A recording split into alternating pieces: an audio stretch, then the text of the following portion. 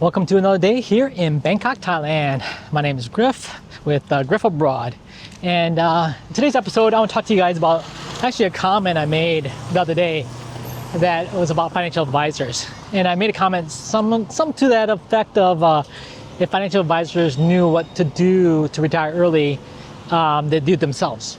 And I think I came across the wrong way when I was saying that financial advisors don't know what they're doing.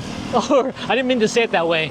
So in today's episode, I'm going to talk to you guys about financial advisors and also how they can benefit you in terms of helping you prepare to retire early. And so, I'll tell you what, when I made the comment, I wasn't thinking clearly. I was just kind of talking randomly. And I just realized after I was editing the video that it came across the wrong way.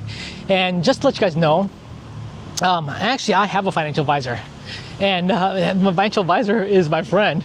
And the one thing wonderful about having a financial advisor is they kind of keep me grounded in terms of my investments. And give you an example, right? I have half my portfolio with my financial advisor, and the other half of my portfolio I manage myself. And that's kind of a way for me is the reason why I do that is for diversification. Because sometimes I can be a little bit too aggressive when it comes to my investments. And with the financial advisor, they're more prone to kind of keep it more conservative and kind of keep me grounded so that we don't lose all our money at one time, right? That's pretty much how you want to invest. You want to diversify your portfolio. Also, you want to diversify how you invest as well. So to me, that's how I created value from having a financial advisor. The second part to that value is that I also get value from information. I can, contact my financial advisor and, ask, hey, I have a question about this or question about that for my own personal investing. And she can provide me information that, whether it be, not legalities, but also kind of like, does it make sense for me, for my portfolio to invest a certain way? So, and then I'll also tell her, I want to change my portfolio in what she's managing to a certain way too, and she can also accommodate for that as well. So just bear in mind, having a financial advisor is, I think, a good thing for me personally. But also I know a lot of people talk about not having a financial advisor because they say, why are you wasting your money on a financial advisor, right?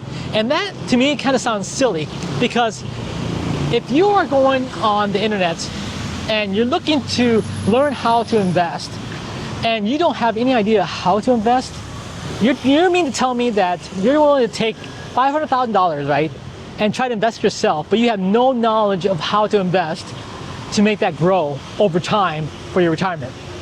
But yeah, you don't want to spend 1% to get a 20% return versus that of spending no money and maybe getting a 5% return.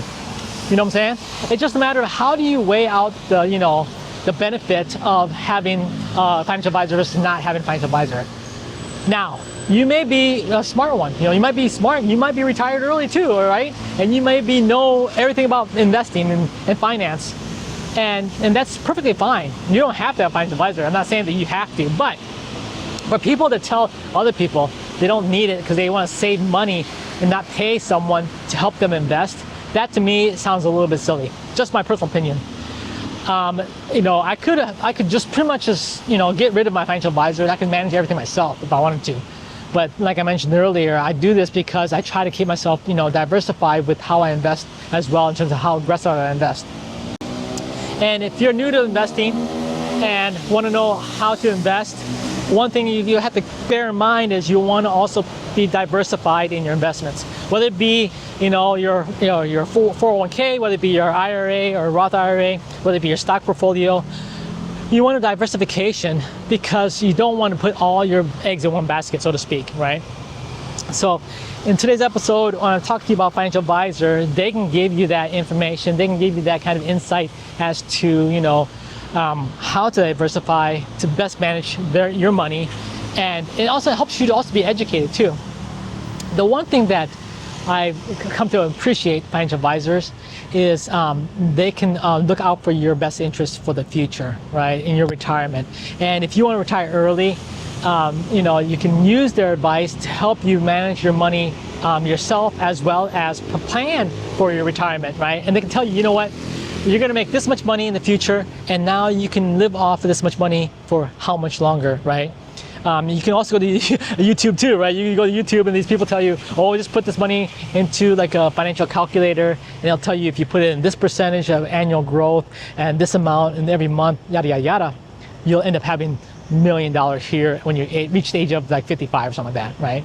And so yeah, that's definitely possible, but to have someone that you trust to give you that knowledge and information, like a financial advisor, and I think that creates a lot of great value for someone that is looking to retire early.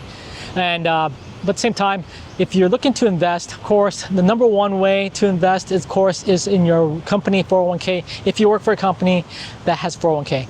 And also, if they don't have 401k, but you have a job, you can also get a Roth IRA, right? And if you don't know what a Roth IRA is, leave a comment below. Let me know if you don't want to know what a Roth IRA is. Most of the people that watch these kind of videos, I'm assuming they're familiar with what a Roth IRA is, also what a 401k is.